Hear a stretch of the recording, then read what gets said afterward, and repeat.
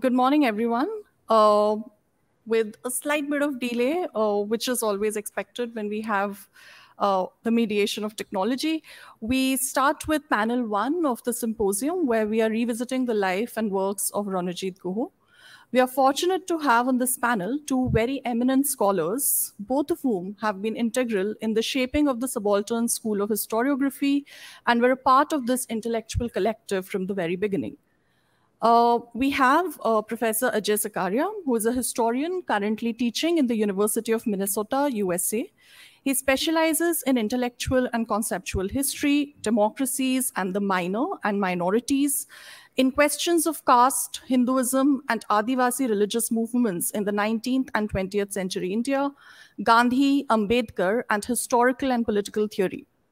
Professor Skaria has published extensively on these themes. Through his early works on the Dangs, an Adivasi community in colonial Western India, Professor Skaria brought out the importance of oral traditions in the writing of what he calls hybrid histories.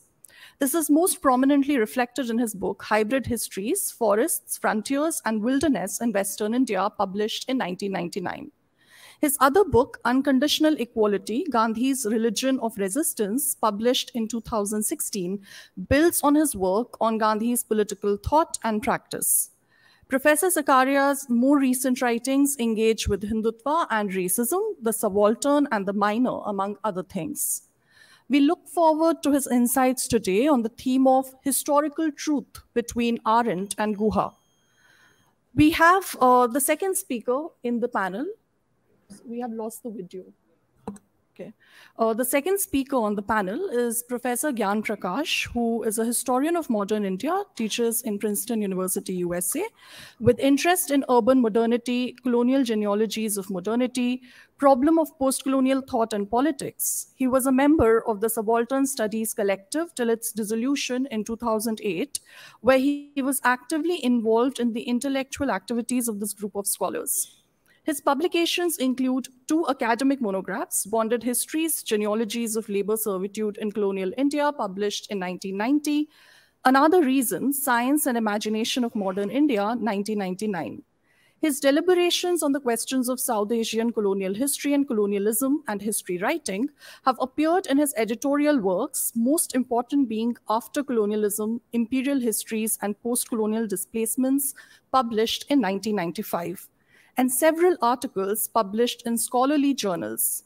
His more recent works on the urban condition include The Space of the Modern City, published in 2008, Neue Urbanisms, Dynamic Images of Modern City, and Utopia, Dystopia, Historical Conditions of Possibility, both published in 2010. His books, Mumbai Fables and The Tower of Silence, a 1927 detective novel, which he discovered and edited in 2013, are his most prominent popular writings. Professor Gyan Prakash has explored the dynamics of India's post-colonial democracy in his most recent work, Emergency Chronicles, Indira Gandhi and Democracy's Turning Point, which was published in 2019. Today, Professor Gyan Prakash is going to speak on staging national culture, the world after empire in India. I invite the first speaker in this panel, Professor Ajay Skaria, to share his thoughts with us. Probably we can divide the time in terms of 30 minutes of presentations each and then open up for discussion for another 30 minutes, if that's possible. So without much delay, let me now invite Professor Skaria. Thank you. Thank you very much for this very generous and nice introduction. And it's really an honor to be here at this very important conference. One of my really big regrets is that unlike most others in Subaltern Studies Collective, I did not get a chance to know Ranajit Guha personally. I joined the collective, just correcting what you're saying, I joined the collective somewhat later in 1995, by which time Ranajit Guha was already no longer as active in the collective as he had been formerly. So I have, not interacted very much with Ranajit Guha, unlike others. But in a sense, conversations with the senior members of the collective very often involved anecdotes in which Ranajit Guha figured prominently. So I will say that I feel a sense of personal relation which is out of all keeping with our actual interactions. This sense of attachment is quickened, of course, because of the formative influence his writings have had on me. The first volume of Subaltern Studies came out when I was in high school. And because I was part of a radical reading group in Baroda, Gujarat was once upon a time very, very different, though it may seem difficult to believe now. I happened to read it soon after. And ever since then, I've been a fervent reader and rereader of Ranajit Das' writings. As you know, as we all know, one of the signs of a classic is that every time you read it, you find new ways that speak to you. By this criterion, Ranajit Das has written classic after classic. And this is why reading him again and again is so generative. As we know also, one of the signs of a great thinker is that there is usually, not always, but usually, a theme running through their work, a question or a concern that they keep coming back to in different ways and different registers. And across Ranajit Das' corpus too, one can find a question of this sort, which I would tentatively put this way. What is the historicity or historicality that marks modern forms of domination, and especially the domination involving colonialism and nationalism? And what is an alternative historicality? Of course, this question or theme is almost always visible even to thinkers themselves only retrospectively. And in Ranajit Das' case, it is arguably by the 90s that it becomes visible to him. In my remarks today, I would like to dwell briefly on one of the most essential registers, even maybe the key register along which he pursues this question, the register of historical truth. So with these prefatory remarks, let me just proceed to today's paper. On some aspects of the historiography of colonial India, the 1982 essay by Ranajit Guha that inaugurated the first volume of Subaltern Studies, he declares that while the quote-unquote politics of the people rarely appeared in the pure state, there were nevertheless two streams of politics, one elite and the other subaltern. And their coexistence, quote, which can be sensed by intuition and proved by demonstration as well, was the index of an important historical truth. That is, the failure of the Indian bourgeoisie to speak for the nation. There were vast areas in the life and consciousness of the people which were never integrated into the hegemony. The structural dichotomy that arose from this is a datum of Indian historiography of the colonial period, which no one who sets out to interpret it can ignore without falling into error. Unquote. I'm sure all of you have read this quote many times, and I'm just reminding you of something you know very well already. But I'm stressing it also because for Guha, it's a very important assertion. A decade and a half later, in 1995, in an essay in the Subaltern Studies Reader, he affirmatively cites this very passage again. So the question I would like to ask is, what is the conception of historical truth that Guha is working with? You know, and of course, if one is asking this question, then that presumes a prior concept, which is what is the concept of history, or what is a modern concept of history. Here, Hannah Arendt's essay, The Concept of History, is suggestive.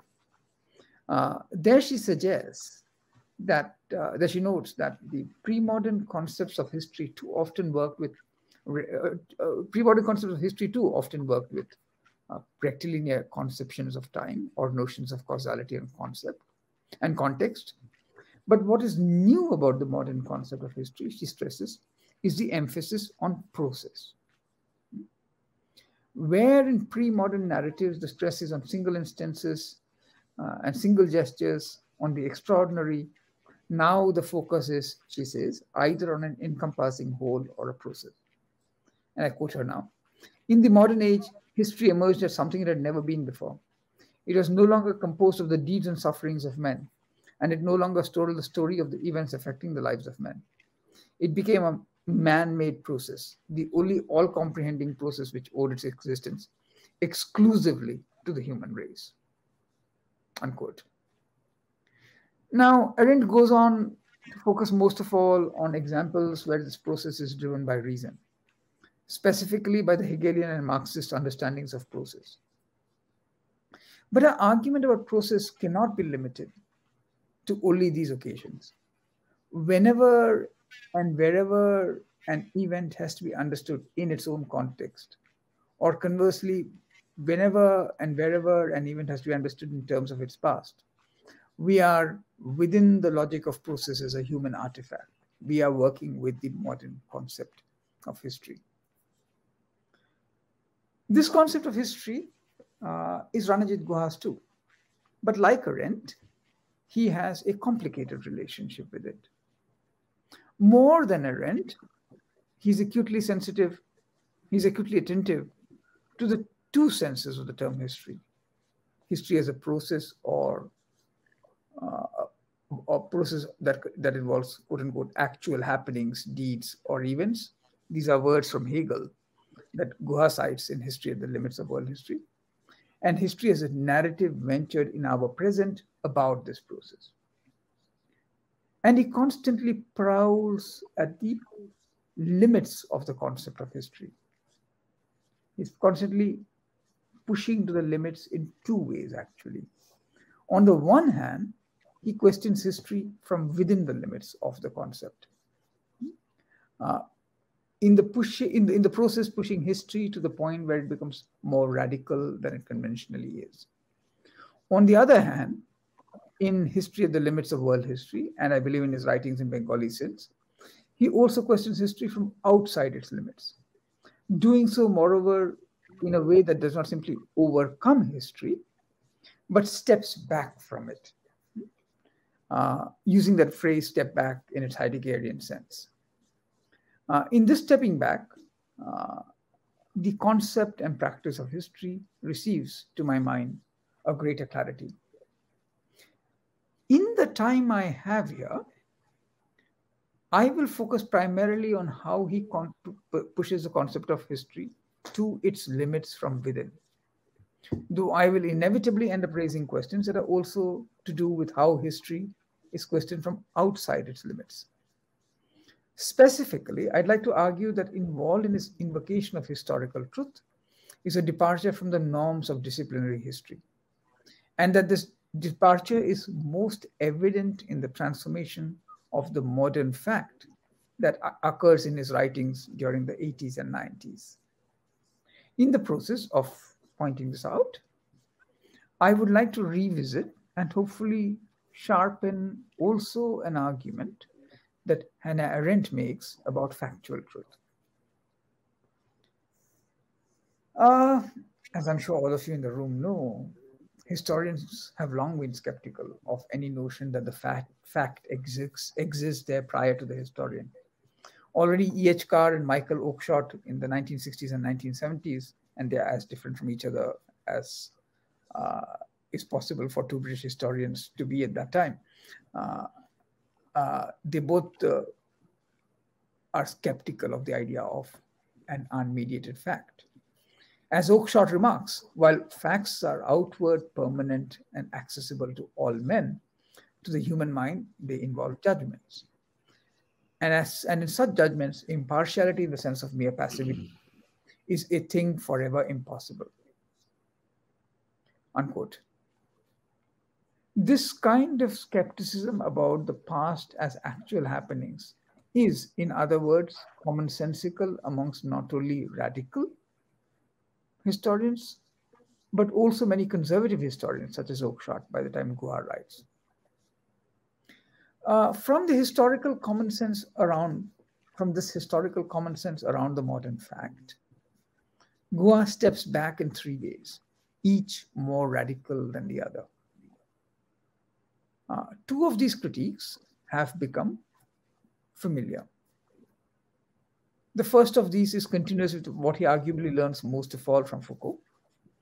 I refer to what is always the inaugural gesture in Guha's historical writings, his emphasis on the role of power in constituting the modern fact. Recall what he does in Chandra's death, for example, right? Drawing attention to how this event, quote unquote, makes its way into history, a history crowded with frantic and autonomous events, a history below the level of power, unquote.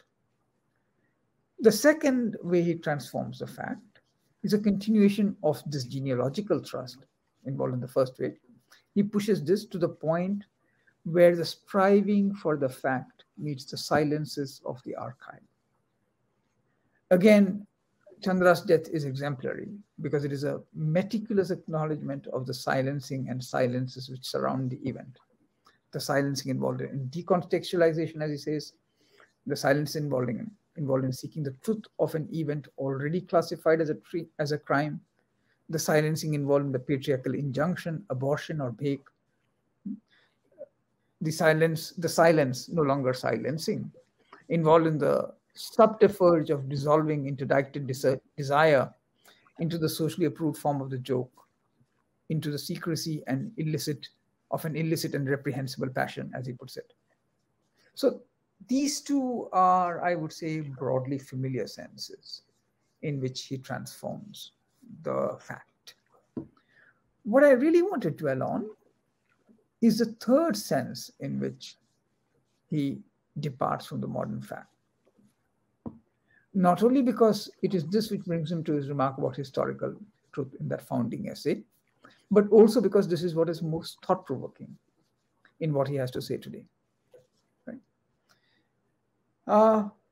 And to get to this point about his departure, I think it helps us to understand what is distinctive about the modern fact today in this context. And one of the striking transformations of the modern fact is that it comes to be a privileged site for the exercise of both governmentalized and sovereign power.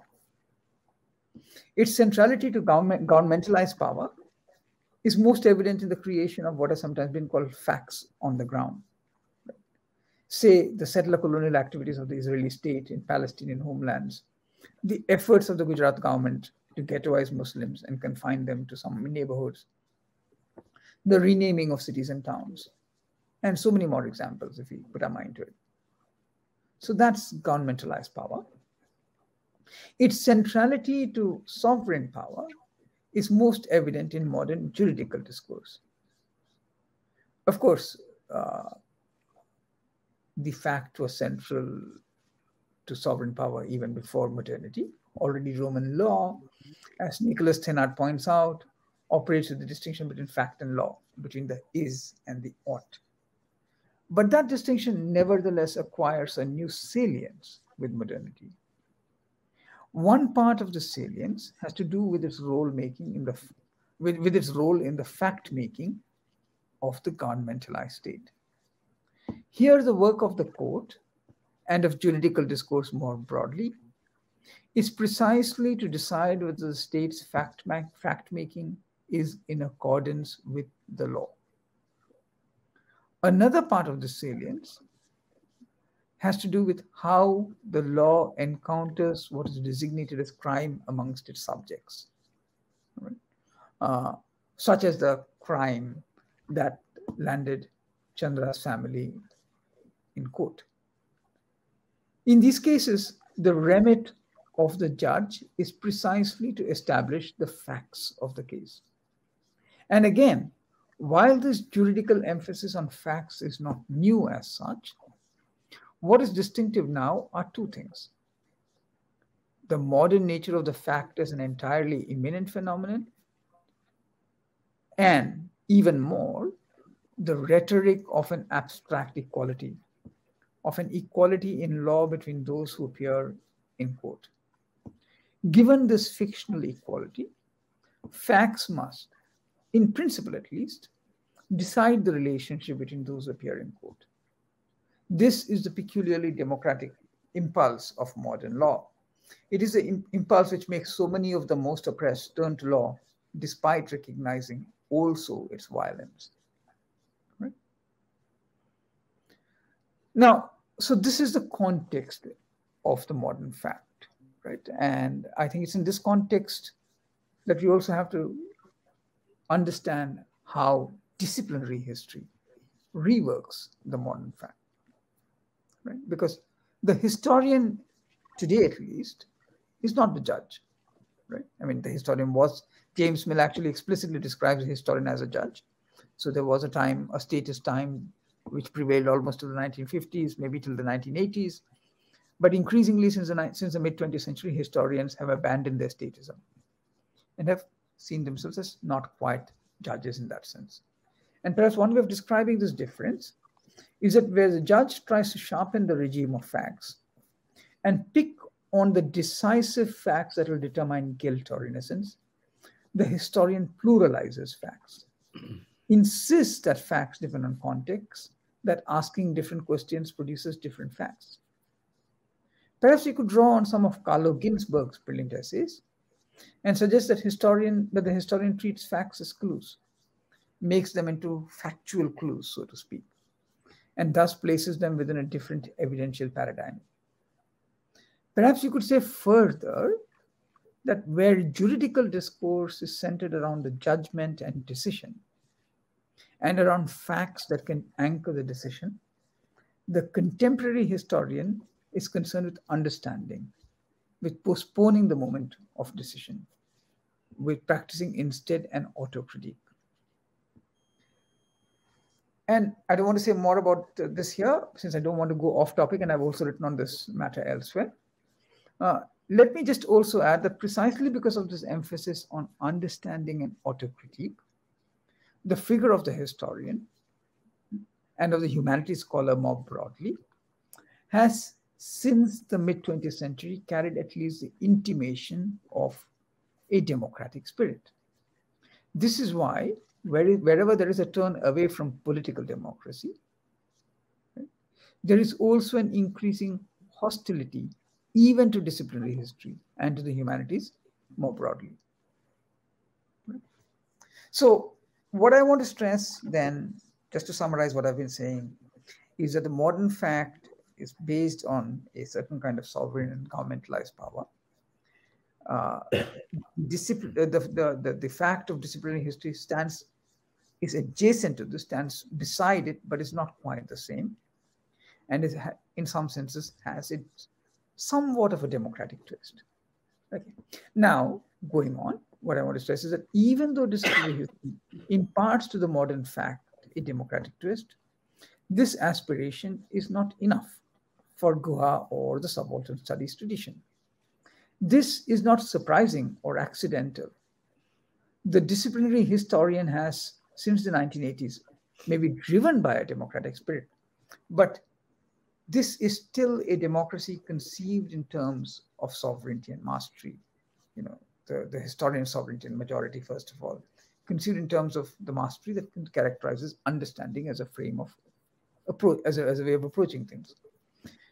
By contrast, the concept of the subaltern envisions the democratic spirit in more radical terms. For as a quote from Guha that I began with makes quite clear, he's not working with an empirical, that is to say, a generalizing concept of the subaltern. Rather, he explicitly conceives the subaltern in terms of a structural dichotomy. To understand the relationship of this figure of the subaltern to a democratic spirit, we could extend the structural dichotomy. As you can see, the pair elite-subaltern is a negative formulation, a formulation that focuses on the privative dimension of subalternity. If we are to complement this negative formulation, then we need to ask about the affirmative formulation. We need to ask, what is the concept of freedom that organizes the figure of the subaltern? And to ask this question is to recognize that freedom needs to be thought in terms of another structural pair, that of the minor and the major. In other words, to the extent that we are speaking structurally, the subaltern is not merely an elite in waiting, not merely a figure who may one day become part of the elite. Rather, where the elite conception of freedom is centered around majority and sovereignty, around becoming sovereign and dominant, the subaltern conception of freedom involves an annihilation or relinquishment of majority and sovereignty. To attempt this annihilation and relinquishment is to arrive at a different concept of the fact. Here again, Hannah Arendt provides a helpful lead. In her classic essay, Truth and Politics, Arendt reminds us of the distinction between rational truth and factual truth. Since Leibniz, she notes, mathematical, scientific, and philosophical truths have been assigned to the realm of rational truths as distinct from factual truths. As she points out, moreover, she is most concerned with factual truths because facts and events are an invariable outcome of men living and acting together. But what is factual truth? Here, Arendt's description is marked by an unresolved tension. Right? On the one hand, she notes that all truths, not only rational truths, but also factual truths, quote, carry within them an element of coercion. And I'm quoting now, statements such as in August 1914, Germany invaded Belgium are beyond agreement, dispute, opinion, or consent. For those who accept them, they are not changed by the numbers or lack of numbers who entertain the same proposition. Persuasion or dissuasion is useless, for the content of the statement is not of a persuasive nature, but of a coercive one, unquote. So that's one side, that it's coercive. On the other hand, she remarks, and I quote again, that the chances of factual truth surviving the onslaught of power are very slim indeed. If we now think of factual truths, such modest verities as the role during the Russian Revolution of a man by the name Trotsky, who appears in none of the Soviet Russian history books, we become at once aware of how much more vulnerable they are than all kinds of rational truth taken together, unquote. So that's the tension then. On the one hand, coercion, on the other hand, vulnerability. And the reason I'm calling it a tension is this, that not all of the factual world is characterized by this combination of being coercive and vulnerable. There are also facts that are characterized by a different combination, that of being coercive and invulnerable. After all, it is such coercive and invulnerable facts that are at the heart of sovereign governmentalized power. It is such coercive and invulnerable facts that are created in every genocide or enforced exodus of Native Americans or European Jews or Palestinians or Gujarati Muslims, for example. It is such facts that are created in the tearing down of Babri Masjid and the court judgments that followed in its wake. The point I'm making is very straightforward. While all facts are coercive, not all facts are vulnerable. To make a fact sovereign or to institute it through governmental power is precisely to imbue it, or try and imbue it at least, with an invulnerable coerciveness. And in a sense, even the facts of disciplinary history belong to this class. True, the facts of disciplinary history are open to revision, are open to questioning, but this is a vulnerability that is limited strictly to the facts themselves, right, which are separated from the disciplinary historian.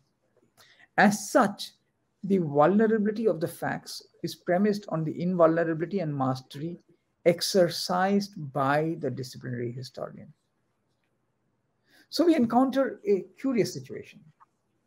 Arendt broaches the thinking of a facticity that is coercive but vulnerable, but does not, at least in her explicit formulations, follow through on formulating what this vulnerability could be.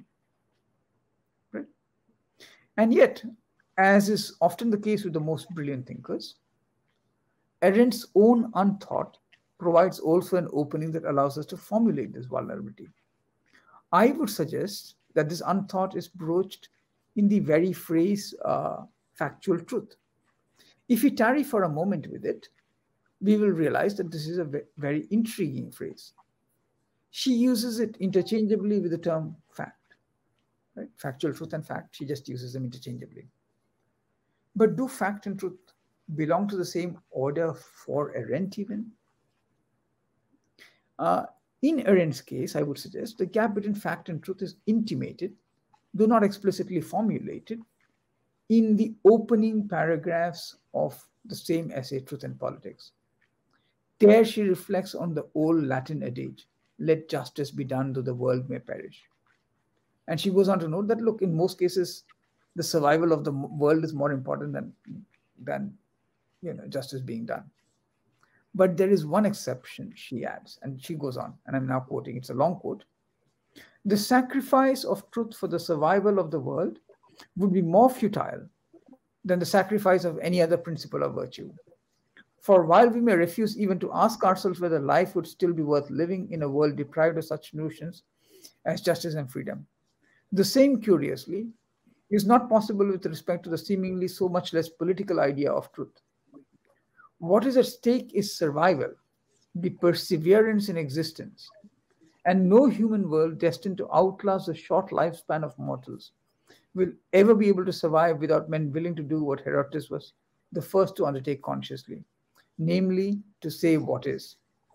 No permanence, no perseverance in existence can even be conceived of without men willing to testify to what is and appears to them because it is, unquote. Here we see what truth, like the analogous concept metaphor satya, imparts to a phenomenon. It imparts nothing less than existence.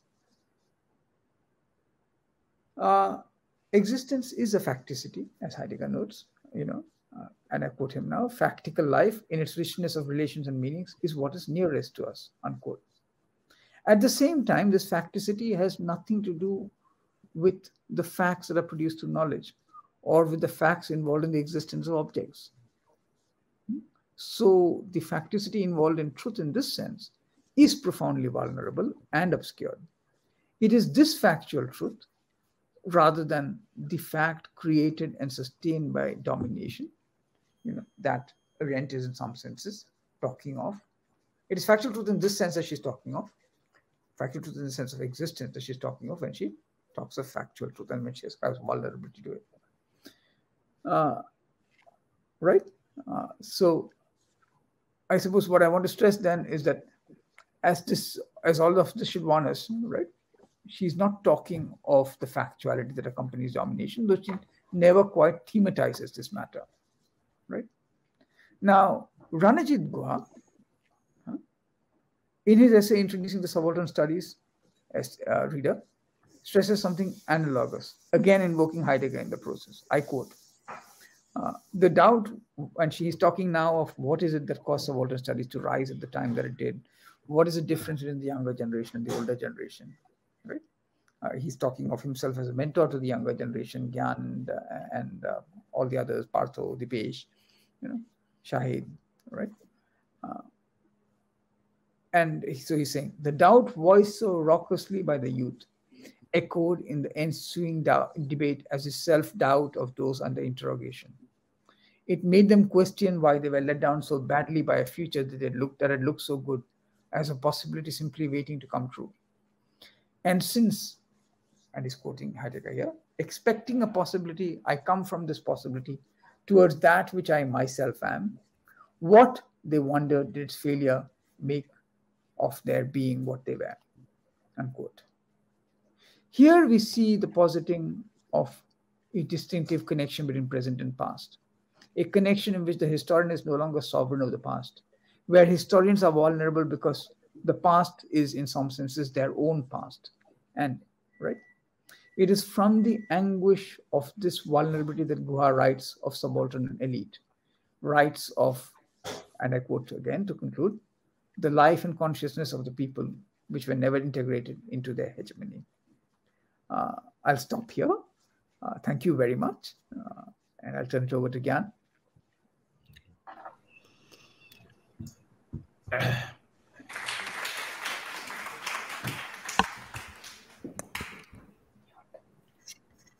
Thank you, Professor Skaria, for your insights. We'd come back to them in the discussion session. Now I request Professor Gyan Prakash to share his thoughts with us. Thank you.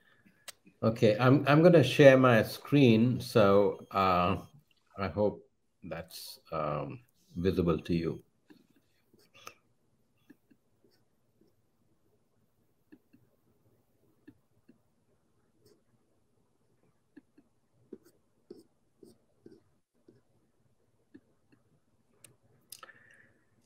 Okay, thank you for inviting me for this conference and to celebrate 100 years of Ranajit Guha.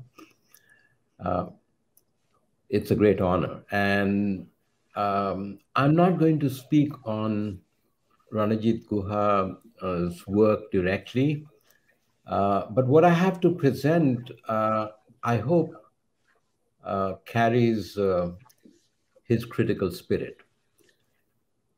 I've been working on the sort of idea of the third world for a few years. And I want to start with a remark that Achille Mbembe makes in his recent work, where he says that historians, international studies scholars, jurists, political scientists have robbed the imaginative ambition of the idea of the third world. It has become a mere geographical descriptor, not an imagination of a world after empire. In fact, you can identify this expansive imagination of the idea of the third world in Frantz Fanon, and that's why I have Fanon on my screen.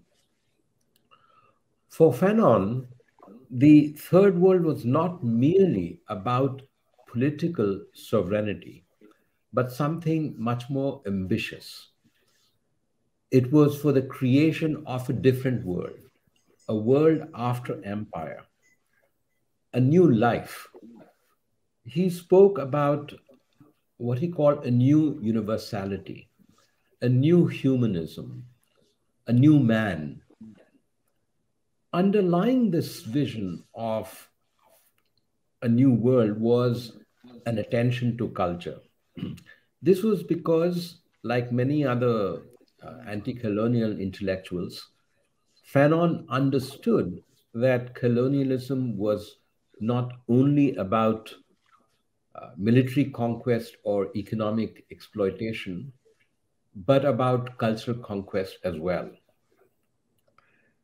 So he argued that a new national culture could be the basis for a new world after empire. His notion of national culture was very dynamic. It did not mean recovery and revival of the past, not an idea of, a kind of a glorious past that the nation had, but something created by anti-colonial struggle, something created by revolution, in fact. So politics for him was to produce national culture, but an open-ended political struggle. And he insisted that national culture must be composed and created by political struggle. And that is why, for example, he is critical of something like negritude, because as he says, negritude or the idea of African culture is not produced by what he called national struggle. For him, national struggle was a kind of a placeholder for a struggle against colonialism and all its oppressions. So as I read him, I see Fanon believing that a national culture, an emancipatory national culture, could be produced by political struggle. And so in the closing pages of his essay on national culture in The Wretched of the Earth, he says, I quote, "National consciousness, which is not nationalism, is alone capable of giving us an international dimension."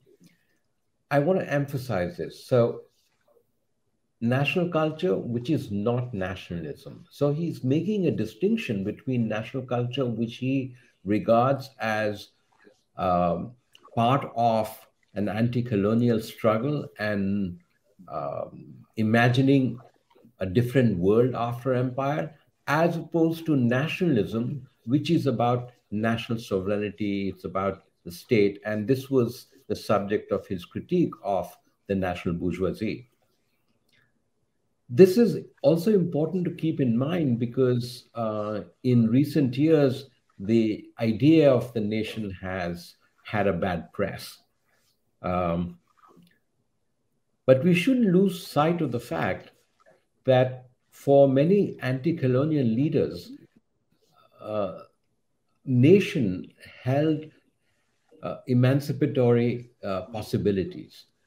Again, nation not as in nationalism, but nation as a collectivity that could end colonialism and all that came with it. So, and like Fanon, they believed that the nation could be the basis for a new kind of internationalism, a new kind of political solidarity, a global solidarity, a globalism that would not have the inequality of colonialism and imperialism. And so they had, and Fanon had a very ambitious notion of what constituted national culture and valued, like many other anti-colonial leaders, valued what he thought of as newness. You know, something new would be produced by national culture. Newness and youth. These were valued by a variety of anti-colonial leaders. I mean, one can only think of, for example, Gandhi, whose journal was called Young India. His press was called Navjivan Press. And even Nehru, when he inaugurates the Asian Relations Conference in Delhi in March 1947, he declares, I quote, "We stand at the end of an era and the threshold of a new period of history." I want to draw your attention to the word new. The idea that colonialism is giving over to a new period of history. This is kind of a valuing newness. Now, Nehru planned no revolutionary overthrow of the colonial order, but the soaring rhetoric of this new period of history expressed a more general yearning that was common to many anti-colonial leaders for radically new beginnings and a new world after empire. Unlike Nehru, however, Fanon's call for newness and national culture called for revolutionary struggle. Revolutionary politics was to produce national culture. And something of this idea animated IPTA, or Indian People's Theatre Association, in India as well in the 1940s. Of course, it was a communist, as they call, mass front organization, but IPTA was more than that. In bringing together leading Indian cultural practitioners in art, music, dance, poetry, and theater, IPTA anticipated Fanon's call for a national culture as part of a political struggle against imperialism and capitalism. IPTA offered the first serious critique by Indian artists of colonial economic practices and envisioned a radical theater of the people. It argued that art and literature could have a future if only they became authentic expressions of people's struggle for freedom and culture. IPTA had two basic goals. First, to develop forms outside the naturalistic and commercial alternatives to advance the struggle against imperialism, capitalism, and fascism. And second, to draw on India's rich heritage of folk forms to create an alternative to bourgeois urban colonial theater. And these two goals were to serve in building a genuine, what it called, a genuine national tradition. So over the decade or so after 1943, when IPTA was first formed, it produced and performed hundreds of plays, beginning with Nabanna, this a play in Bengal in 1944 on a revolving stage. It toured extensively in both rural and urban locations in Bengal and North India more generally, and depicted the devastating Bengal famine of 1943, the exploitation of the peasantry and their struggles against imperialism and capitalism. IPTA performed several social realist plays highlighting class exploitation, the slaughter of partition, and the people's struggles. It also produced many anti-fascist plays and Western plays in translation. IPTA and Progressive Writers Association were at the forefront of efforts to think seriously about a post-colonial national culture. And the 1940s and 50s were the heydays of their impressive productions. This was also when Bombay was a hub of radical writers and artists. The mill districts became the scene for very lively and important cultural work by IPTA artists. And many of its practitioners were drawn from the ranks of workers who brought and reinterpreted Marathi folk tamasha forms on the stage. And the Bombay IPTA toured all over India, staging radical plays and singing songs of freedom. However, both Progressive Writers and IPTA, as many of you know, declined by the mid-50s for many reasons. One was, of course, their stance against the Nehru government, which, of course, invited government repression. And the second was that there was a kind of an ideological confusion about Nehru's government. And so by the mid-50s, IPTA as an organization and even Progressive Writers Association were no longer the vibrant force that they had been just a kind of a decade ago. And so, but in any case, the kind of a central goal of producing people's art remained unfulfilled. Because by and large, what IPTA produced was not people's art, but really urban intellectuals bringing art to the people, interpreting folk art for the folk, producing plays about the peasants to the peasants. Uh, and as working class and peasant struggles floundered by the mid 50s, the vision of forging uh, a radical struggle based culture also was never realized.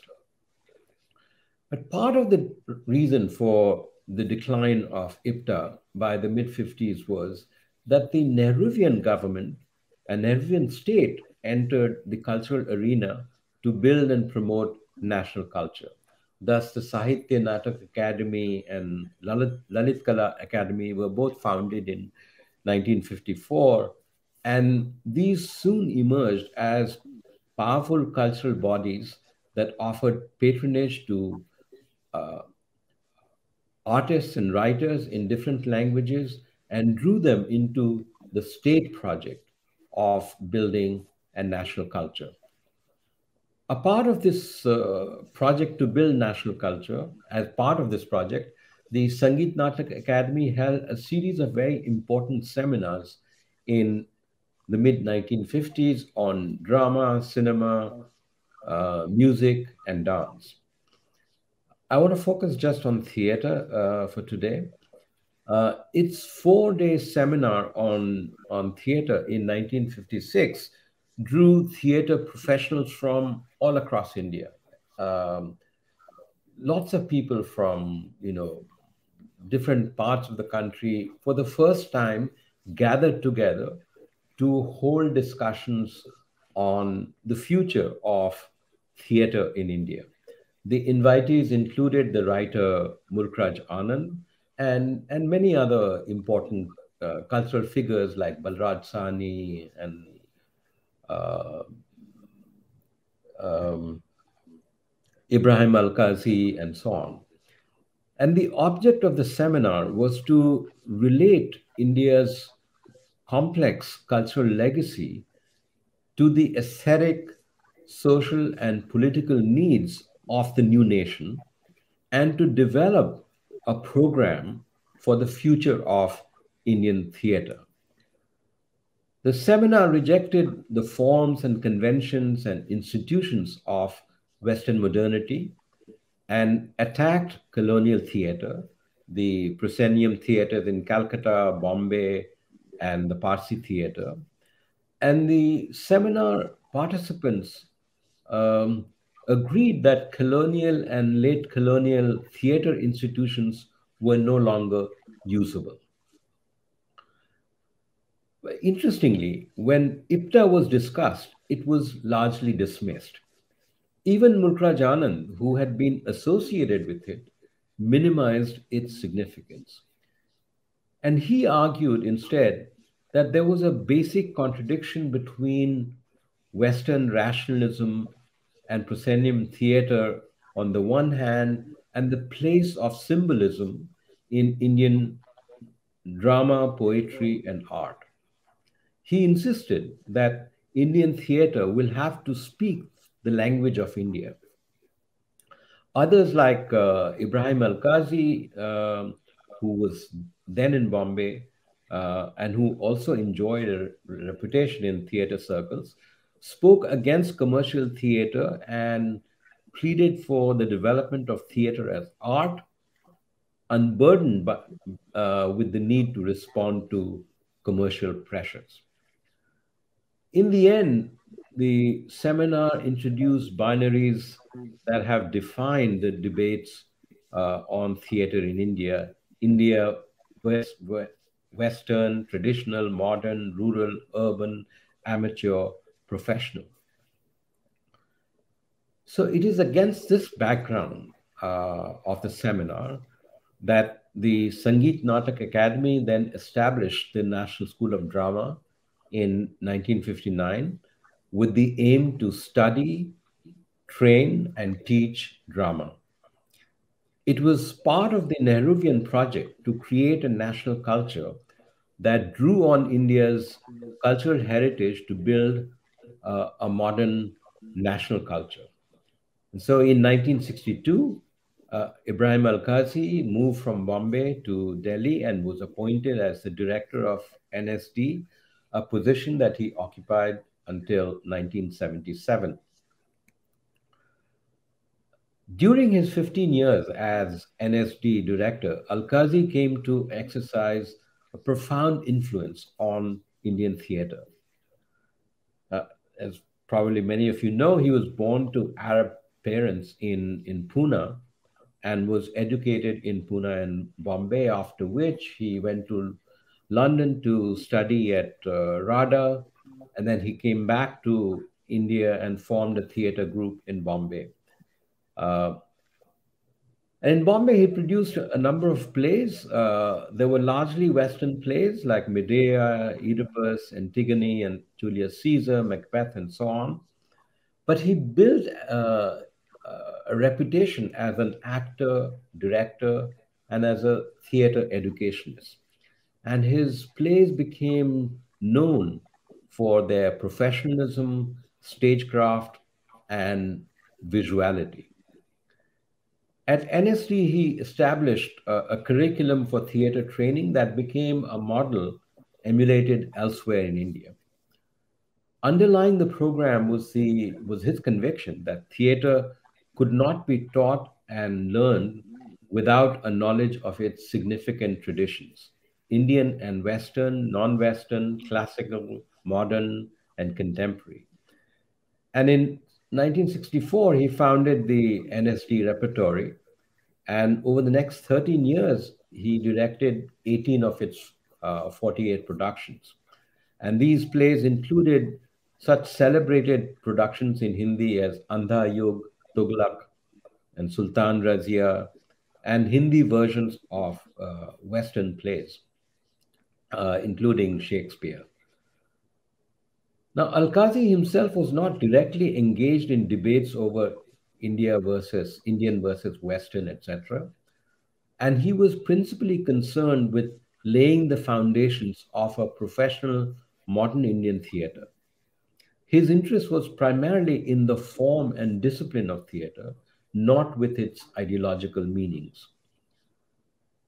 And he focused on assimilating Western playwrights in Indian languages and promoting contemporary plays by Indian playwrights. And he strove to expand audiences because he believed that the test of theater was in the artist's ability to communicate with the audience. And to accomplish his goals, he staged plays in Delhi's famous archaeological sites and historical monuments like Firoz Shah Kotla and, of course, Purana Killa. These performances excelled in stagecraft, visual drama, lighting, acting, and other technical aspects which were his forte. The NSD under Al-Qazi became a laboratory of experiments, including folk theatre, Hindi language plays, and Asian theatrical traditions.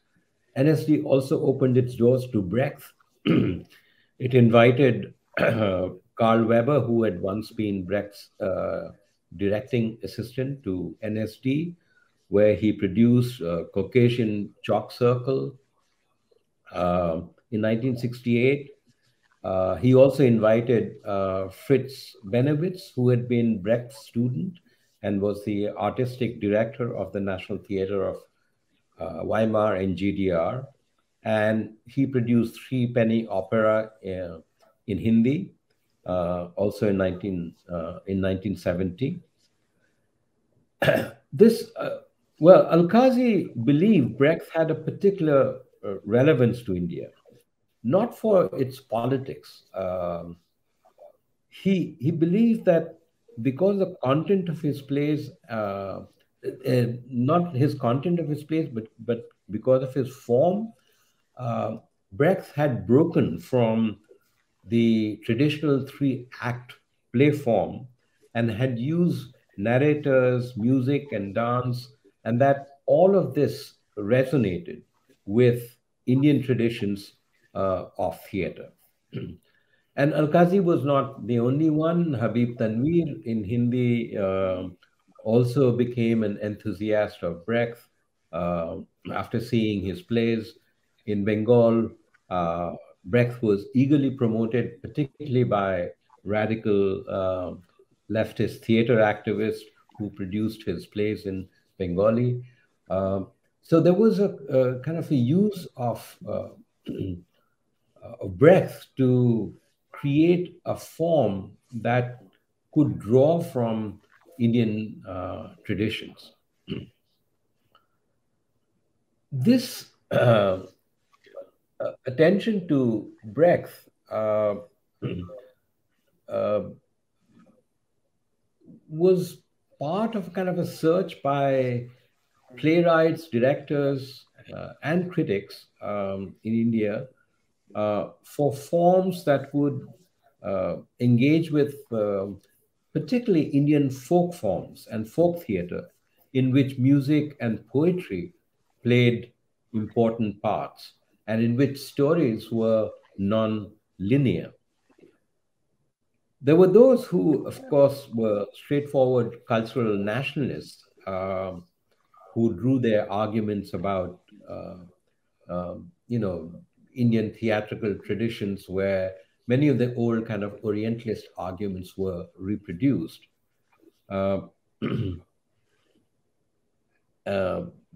them, the argument was, well, India had a 3 millennia-old theatrical traditions, and the task was now to recover those traditions after colonialism. But these were, a minor part of kind of, let's say, the debate over theater. But there was kind of a more nuanced attempt to use cultural traditions.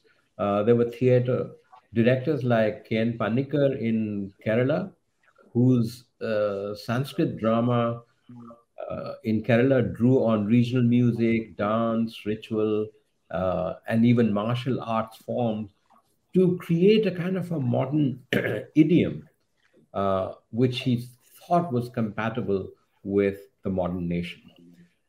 The idea was to bring a 20th century sensibility to ancient forms.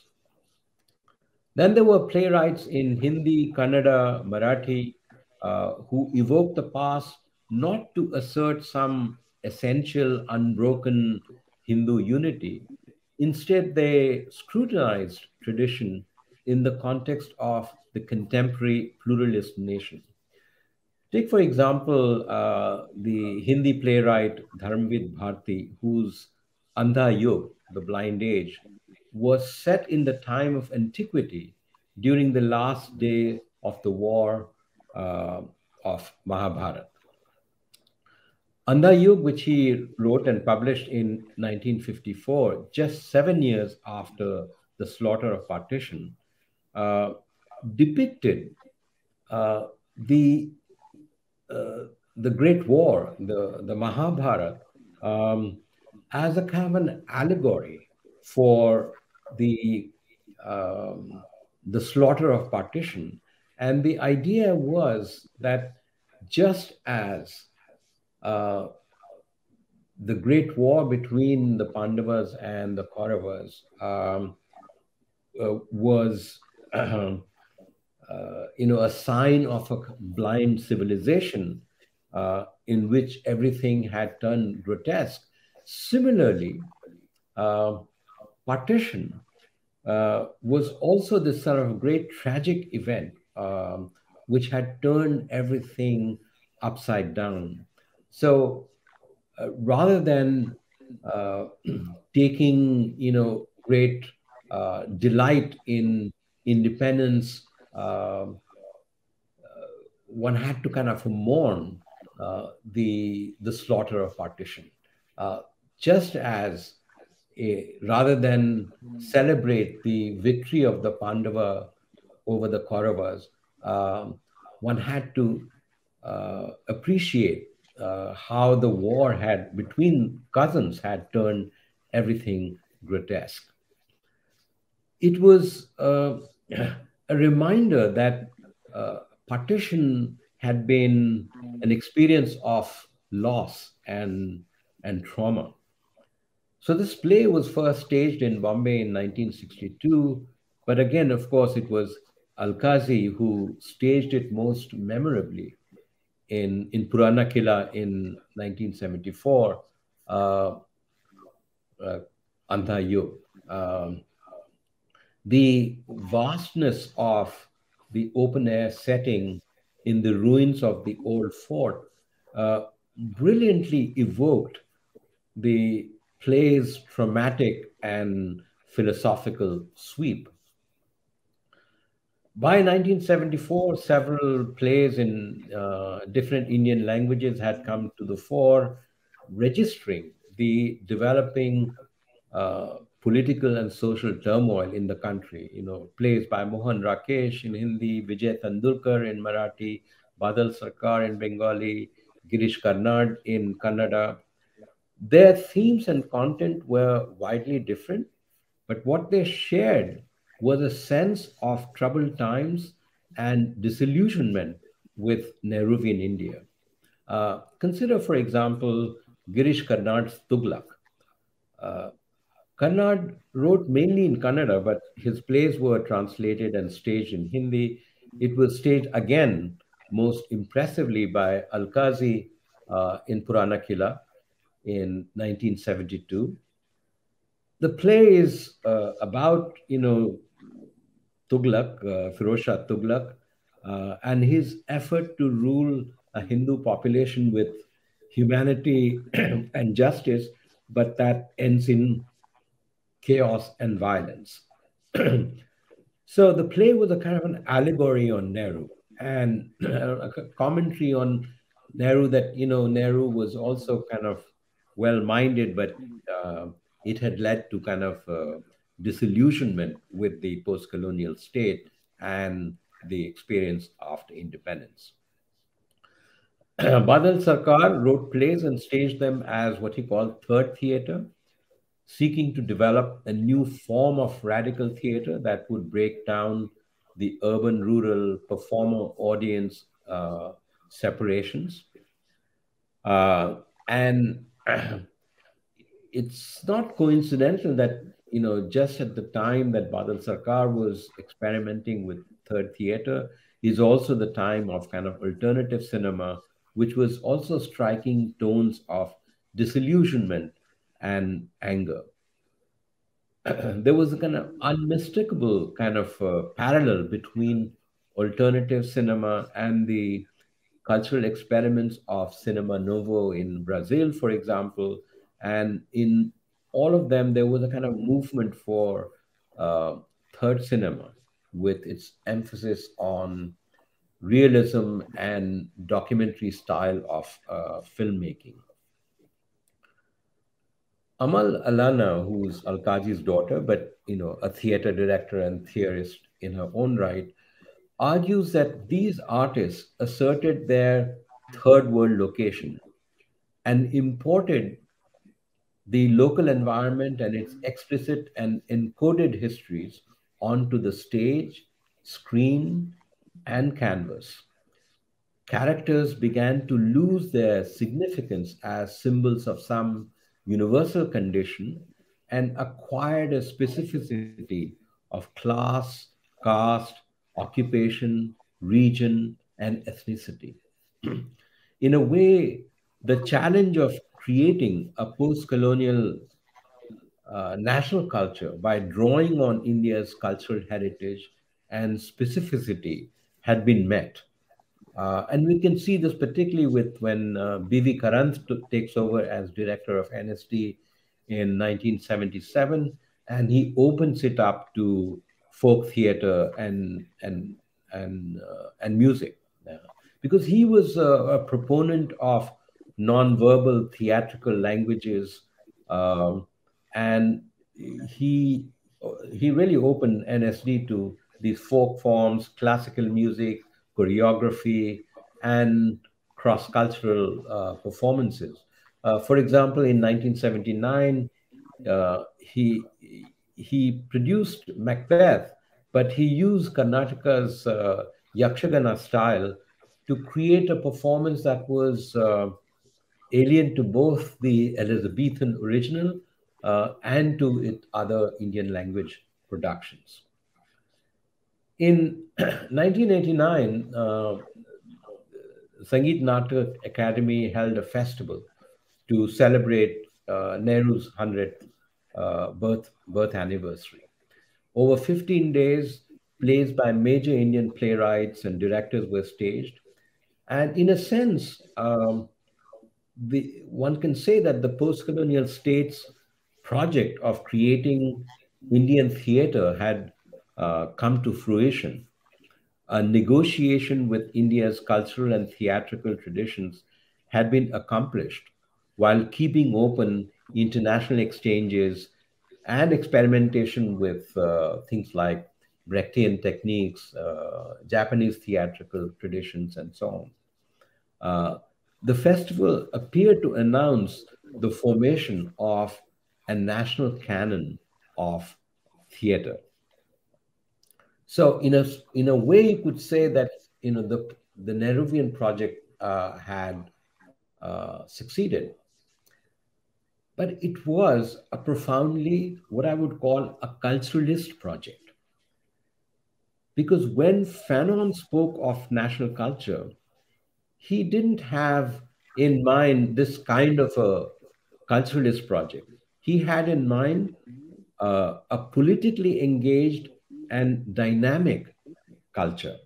It was to be national culture that was forged in engagement with the lives and struggles of the people. Politics was to be the key to the production of this culture.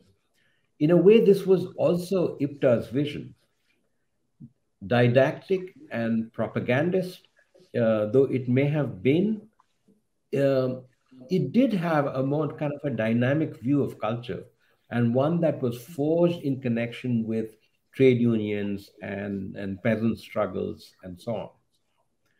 But this IPTA vision, as I said earlier, was overshadowed by the Nehruvian project to forge national culture, to advance national identity and unity. With independence from colonial rule achieved through what Partha Chatterjee calls a passive revolution, that is, a political revolution without a social one, the state attempted a top-down modernization. This was true as much of the economy as it was for culture. Even outside the state, theater professionals saw their challenge primarily in cultural terms. And these were not just cultural nationalists. Even Mulk Raj Anand, who held a complex view of culture and was a cosmopolitan and internationalist intellectual, and spent all his career writing and speaking about the need to develop a modern idiom for India's traditions in dance, music, drama, and art. Even he, like many other progressive intellectuals, focused primarily on developing a modern Indian aesthetic. So in that sense, they were in tune with the culturalist project of the Nehruvian state. One can say that they met the challenge of developing a modern Indian culture that was secular, cosmopolitan, full of experimentation with forms. However, the vision, a Fanonian vision of a connection of this culture with people's struggles, was absent in this project. I wish I had time to also speak about street theater of people like Safdar Hashmi, but I'm just going to skip that and return to the main point that I want to make, which is that I want to stress that the Nehruvian state had captured the idea of national culture as a culturalist project, unrelated to political struggle. So culture after empire became just the culture of the nation or the nation state. Once this happened, it was only a matter of time before Hindu nationalists would enter the arena to rail against Nehruvian pluralist cultural project.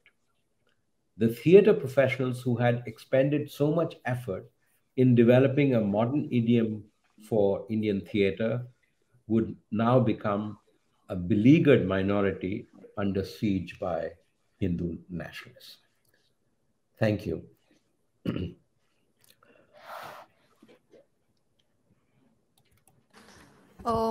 I would like to thank both the speakers for their rich presentations. And before I open the floor for questions, just a few observations which could perhaps connect both the presentations, which I found very insightful, both of them.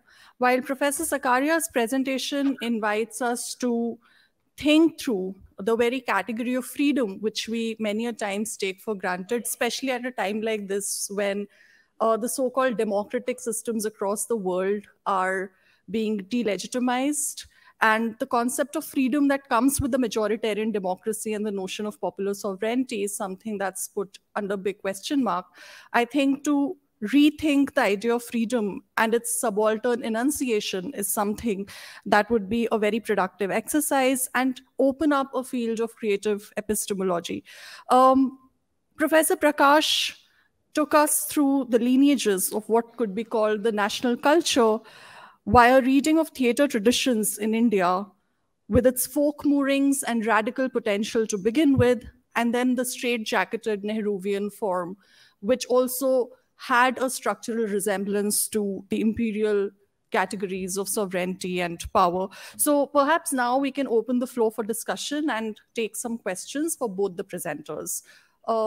You could raise your hands and we can take the questions together, and then the speakers would be requested to respond to them one by one. Also, the questions can also be addressed to Professor Chatterjee, who gave the keynote address in the morning.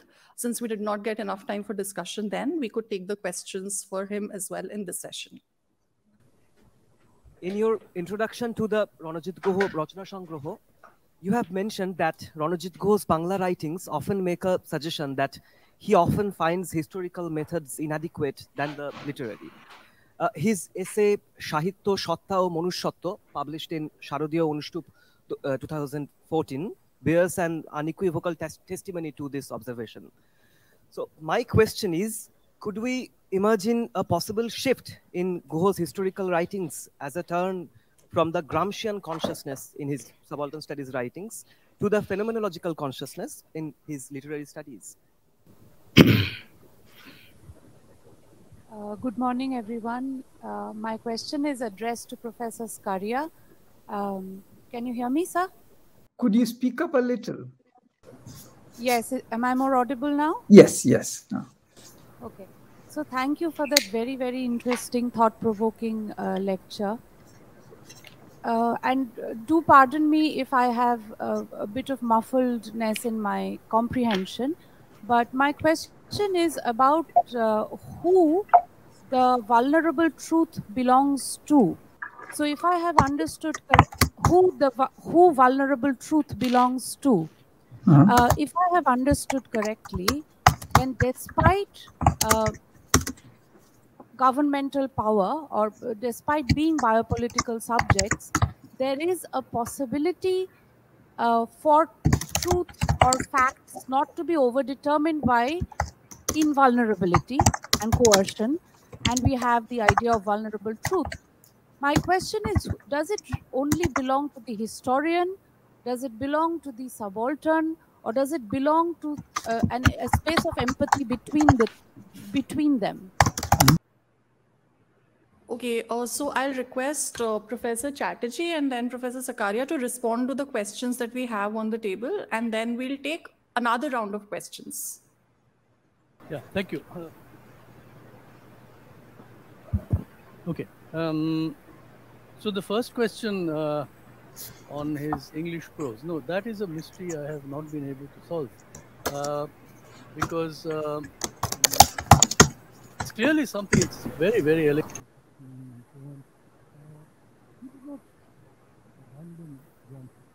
And in fact, if there is anything in the older tradition of writing, I'm sure it would be Gramsci which you would think of as precisely leading the way.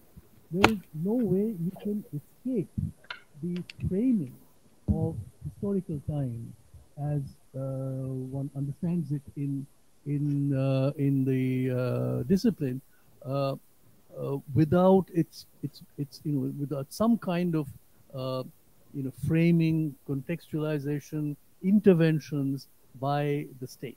And this is for him what is the big problem that we need to get out of that framework. And for him, the way to do it is through literature. Sure, phenomenology, and of course, as Ajay pointed out, the influence of Heidegger is very strong in this later phase, including, for instance, his emphasis on etymology of terms, to find sort of concepts which are, in a sense, far more rooted in through language, of course, in a particular people, right? And just as in Heidegger, you get the understanding of language going all the way back, inevitably, to the Greek. In Ranajit Guha, in his later writings, especially Bangla writings, you find the attempt to go back, trace the etymological roots into Sanskrit in order to find some core understanding of what the concept is. Now, we can have lots of arguments about the usefulness of this approach, the validity of the approach, and so on and so forth, but that's a different occasion. I think we should have a discussion on that. Thank you. Professor Skaria, would you like to respond to the question?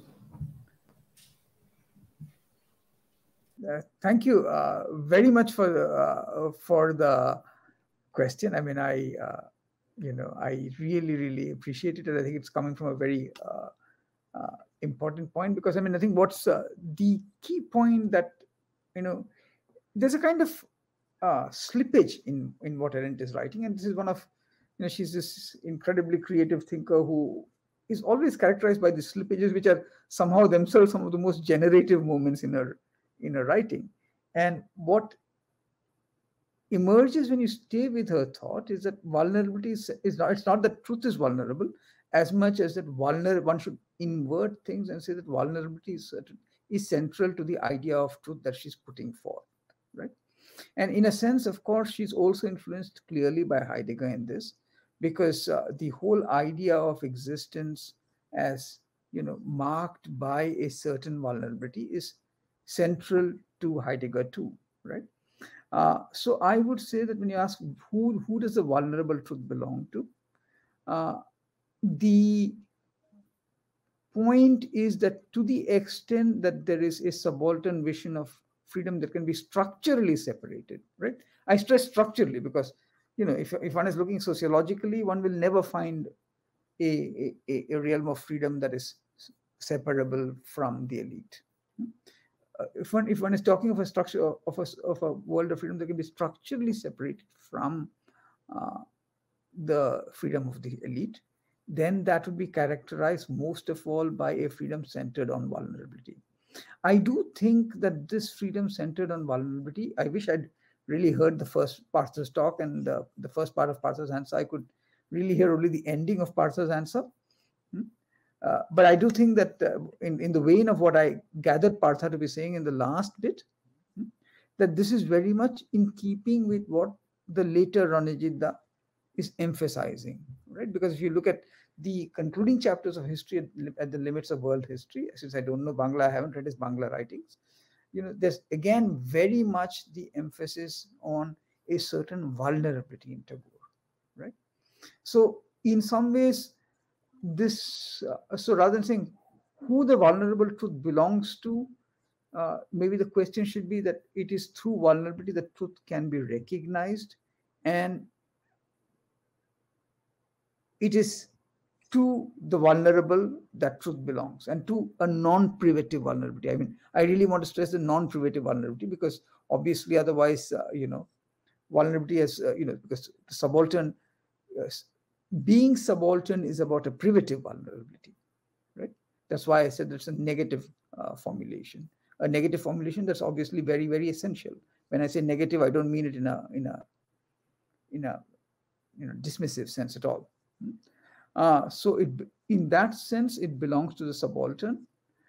To the extent that the disciplinary historian practices a mastery over the past, it does not belong to the disciplinary historian.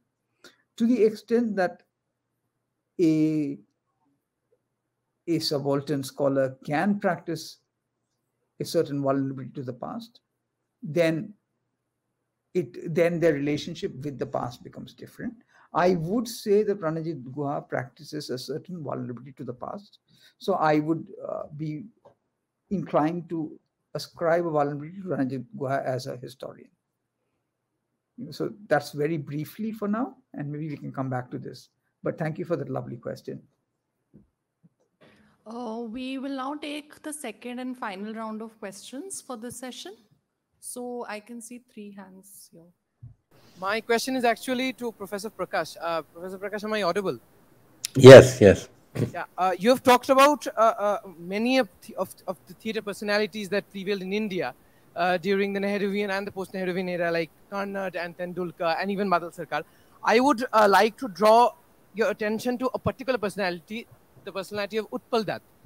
I was actually reading his book, Towards Revolutionary Theatre, and I have a 2-part question for you. The first part is in the latter part of Towards Revolutionary Theatre, Dutt talks about Faust and the creation of epics in theatre in order to rouse revolutionary thoughts or revolutionary theatre as such. So he's also attempted to stage such theatres. Titumir is an example. So, sir, my first part question is that, do you think until now in India, there is any attempt after or before Dutt towards this kind of revolutionary theatre? This is my first part question. And second part question is really brief, is that while talking about the Communist Party and the IPTA and the vision of being a communist, we have seen that in the party itself, in the IPTA, there has been many fascist tendencies inside. Hemanta Mukherjee was shunned from the party because he, had associations with Bollywood. We have Utpal Dutt himself, who was, sidelined from the party because he had quote-unquote Trotskyite visions. So how do, in India right now, keeping in mind this hyper-nationalist situation, does the Communist Party counter such fascist tendencies inside the party itself? Thank you, sir. Just a small interruption. I just saw in the chat box that Professor Skaria would have to leave the session. So if there are any very pertinent, pressing questions for Professor Skaria, maybe we could take them. Professor Skaria, would you like to, or should I? No, I meant after. I was sorry. I actually after this session. Sorry, I won't stay for the later sessions. I will be there at the end of this session. All right. Sorry, I misread that. Yeah. Yeah. So my question is for Gyan. Gyan, I was wondering, given the reason we've gathered here today, if I could invite you to reflect on how this culturalism that you're describing in the formal sphere of arts and how the nation or the Nehruvian state then captures it. How does this compare to the use of culture in history writing, both within the subaltern studies, but also more generally, like, say, composite culture comes to mind, which we were all beaten on the head with for a pretty long time. So, so that's, I just wanted you to, I wanted to invite you to reflect on that, on the culturalism or the uses of culture in history writing. And the second thing which is related is, I was wondering, in talking to Arnold, I've often heard of stories of when his first appointment in Dar es Salaam, when there's also very similar things happening with Ujamaa and Uhuru in Tanzania. So this story of culturalism that you're, or this kind of status capture of a kind of more broader imagination and use of culture, how much of that is an Indian story? Are there other networks, again, like in history writing? Because it's coming in through biographies like that, perhaps. So if you see this as a peculiarly Nehruvian story, or is this a more wider post-colonial story? If you would like to respond, maybe you could respond first, since you have 2 questions, and then we'll take further questions, 3 questions more.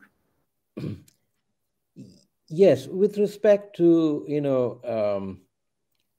revolutionary theater, there are many attempts.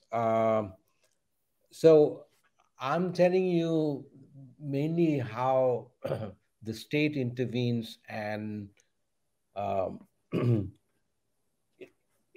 in a way dominates the arena of what it calls national culture.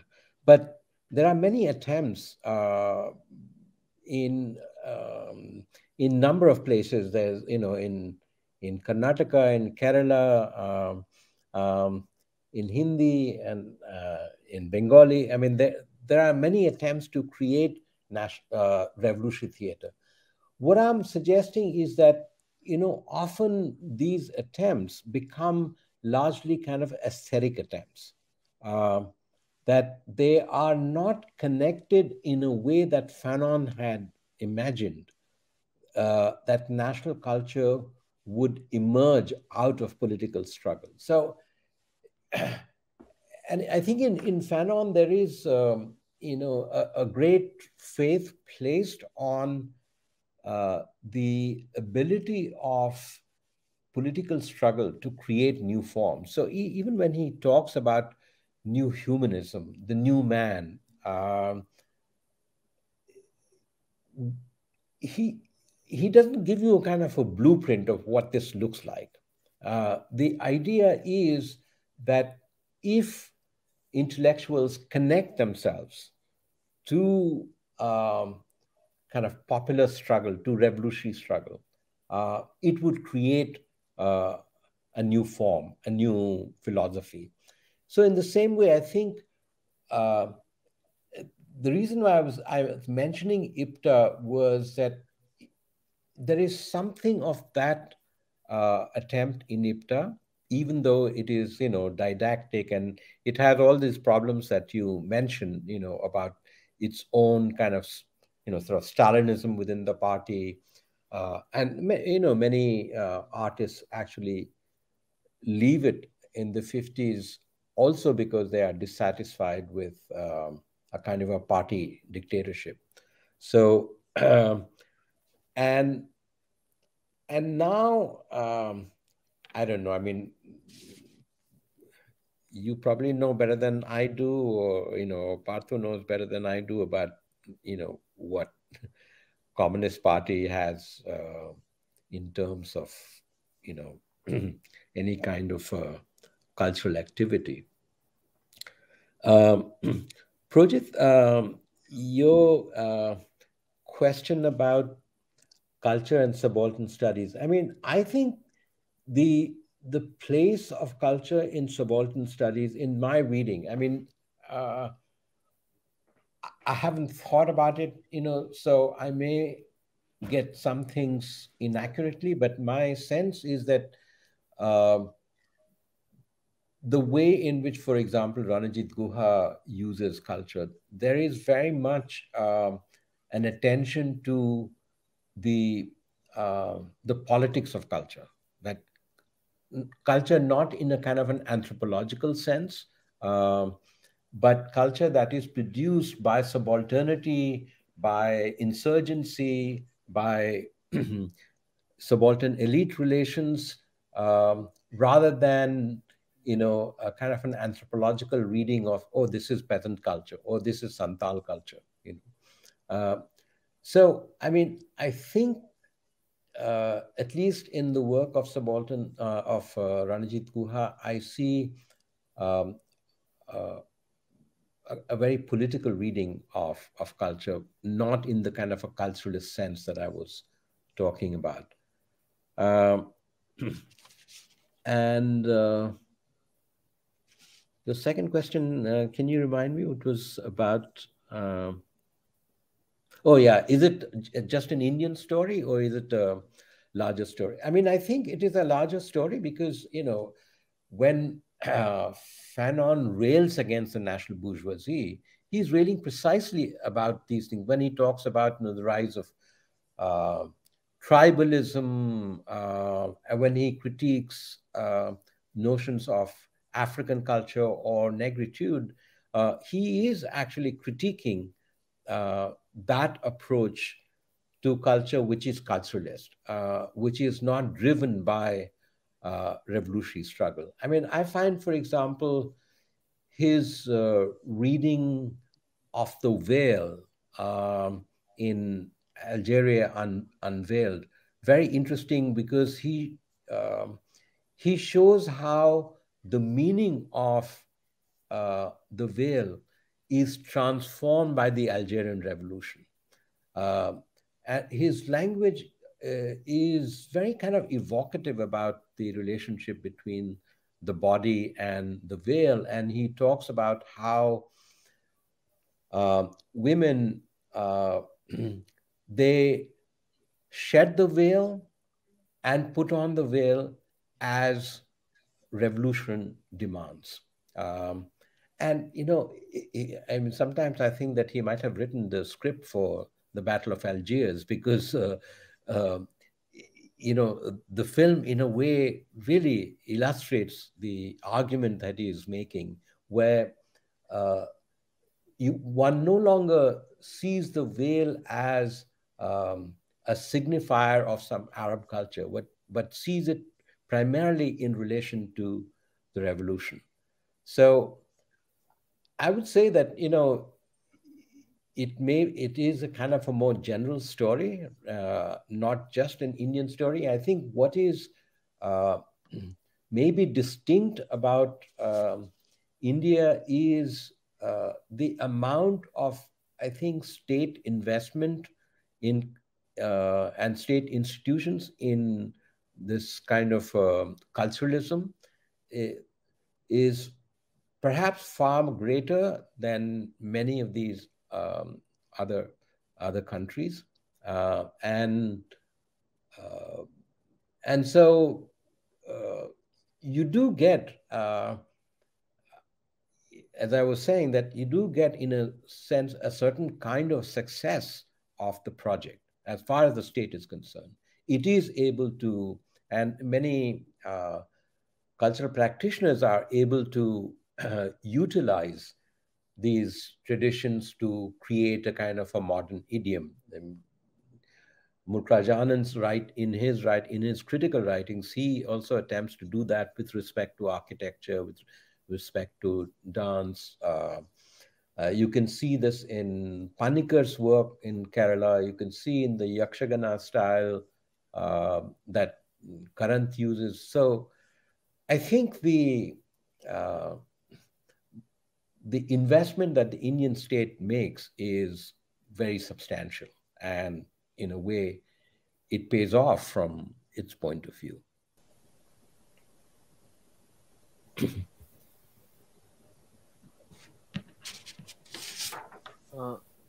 So my question is for Gyan Prakash sir.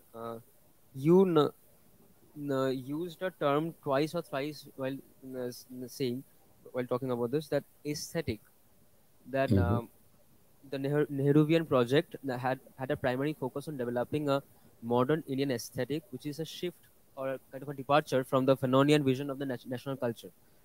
So this term aesthetic, it rang a bell in my mind with a Walter Benjamin essay, which talks about the tendency of fascism to aestheticize politics, and that brings to my question that can we say that this is a tendency, this is a very shrewd tendency and action taken by fascism and other forms very close to fascism of dehistoricizing protest cultures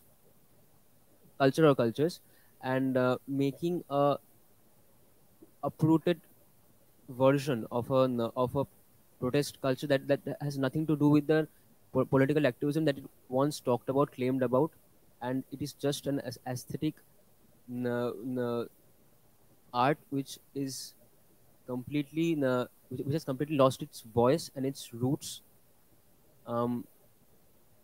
Thereby, my question is that can we link not only the not only the Nehruvian project, but as a whole, this tendency of this shift from the Fanonian vision of the national culture as a very shrewd tendency of fascism itself? I mean, I don't think that I would characterize the Nehruvian project as part of that kind of the aestheticization of politics by fascism.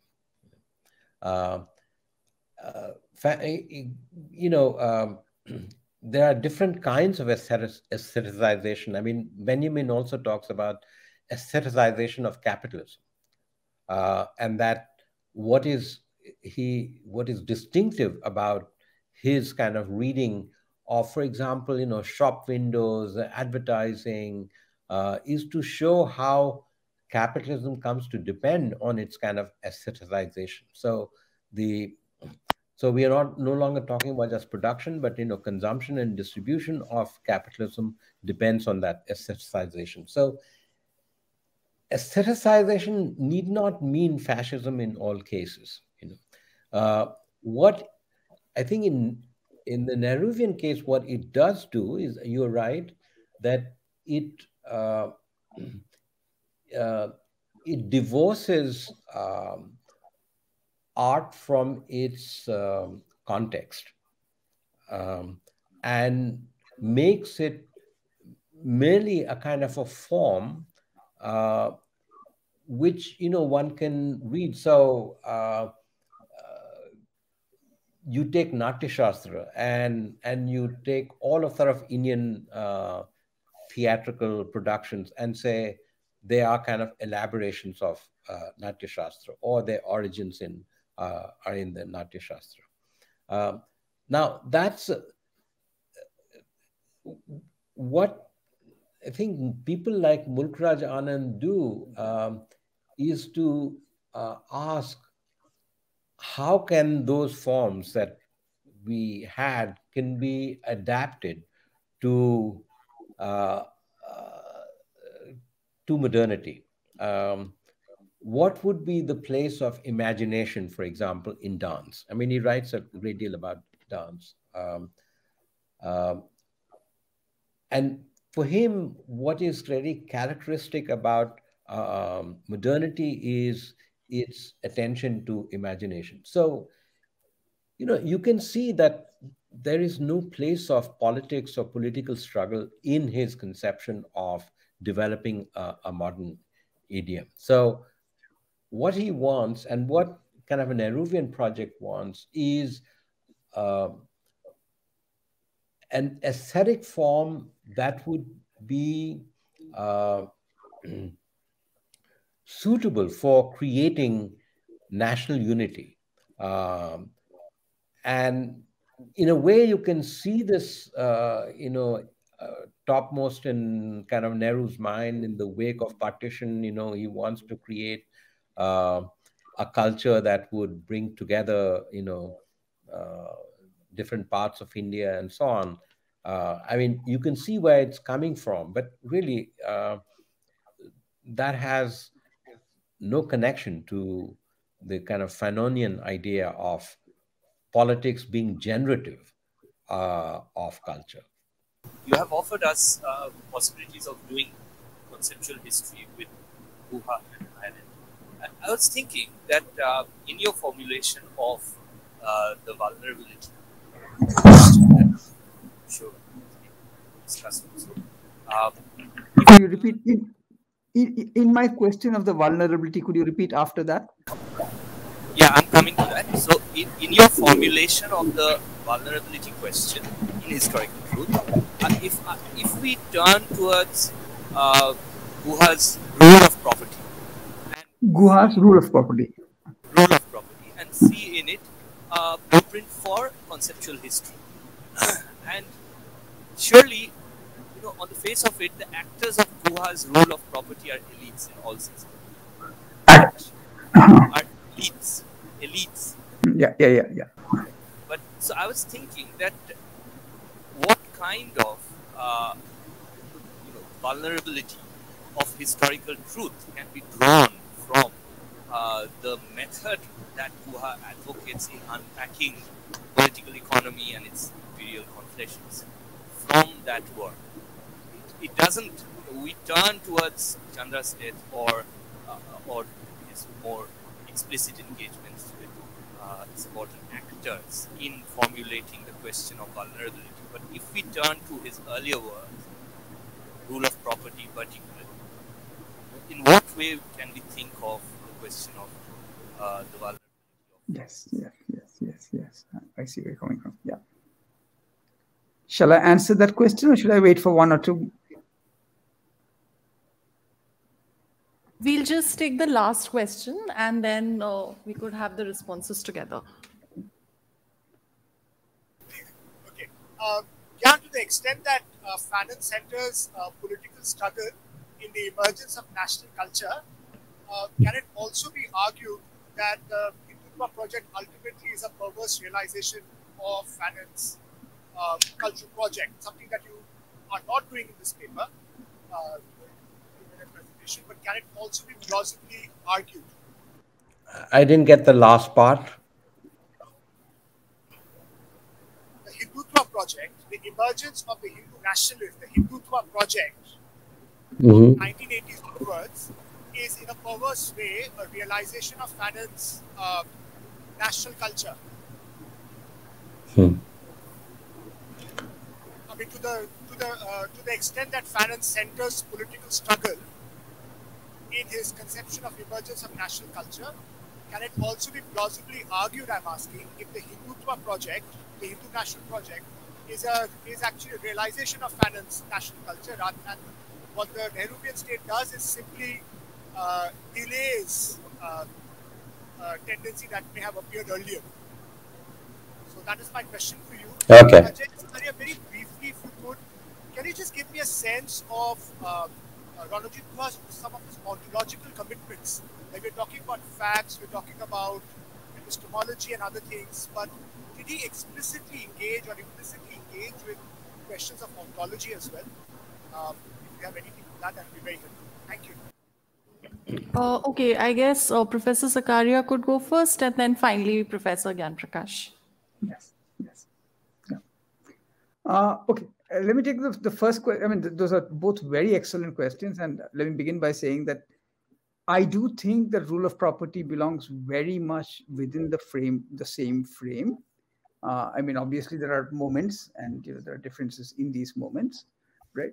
The sense in which I say that is that vulnerability is also about when I say vulnerability or when Arendt says vulnerability, I think the central theme is an acknowledgement that, because to be vulnerable is also to acknowledge that violence can be done to one, right? The question of how to respond to that violence is at the heart of whether it is a vulnerability or an invulnerability, right? And say, for example, in another essay, I've tried to draw a distinction between anger and rage, right? Where obviously to rule out the possibility of anger would be to create both a very constricted emotional world and to completely rule out the possibility of responding to injustice the way one should respond to injustice, right? So I would be very hesitant about a world that ruled out anger. I think about rule of property as a very cold, clinical, but still in some senses enacting vulnerability on another register when faced with domination of a certain sort. So in that sense, I do not think of that as outside the problematic of vulnerability. The reason that we may find Chandra's death or the later writings more amenable, and the reason I turn to it at least, is that at least especially in the very last writings, there is a vision of freedom, right, which fascinates me. But I would not say that I would not want to put rule of property outside. So that's broadly the first question. The second question, to my mind, yes, there is very much an ontological question, if you will, involved in what Ranajit Guha is saying, but ontological in the sense that the being that I myself am, right? Not an ontology that is separate. So, in ontological in the Heideggerian sense, not ontological in the conventional philosophical sense, right? So, when one's own being is at stake, that is where, in some senses, the project of subaltern studies departs from the project of history from below, yeah, or the project of so that's why I would say that the departure is could perhaps be described in terms of a different ontological beginning, so that's very briefly a response to the two questions. But thank you very much for them. Okay. Shall I respond to the question? Yes, please. Yeah. So, interesting question whether Hindutva can be seen as a kind of a fulfillment of a Fanonian project. I think people like Rajiv Malhotra might make that argument in the way in which he also uses, in a very kind of distorted way, Edward Said to make the kind of Hindutva argument.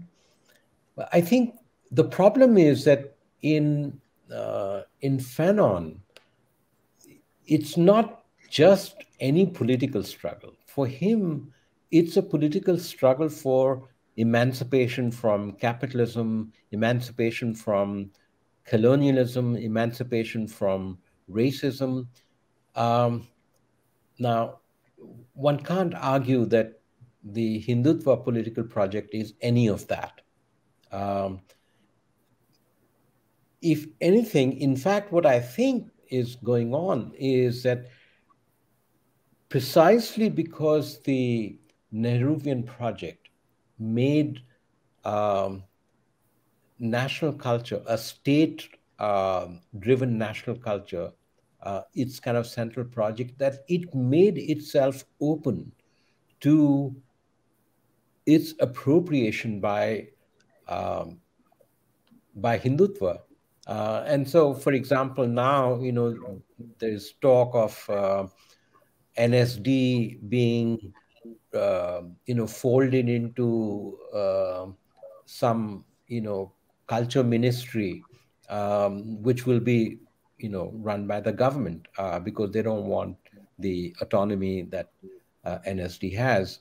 So, but I think it made itself vulnerable to the Hindutva project by taking up the issue of national culture as a culturalist project.